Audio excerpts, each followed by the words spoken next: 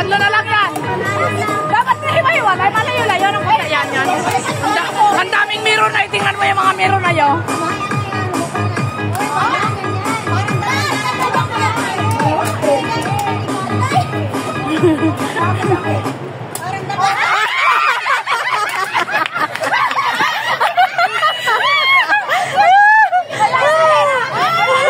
Hinagis na lang niya eh.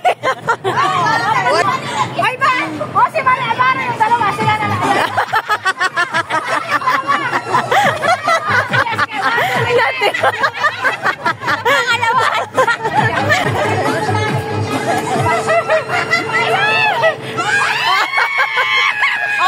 Oy, si Manay na naman may salarin yan.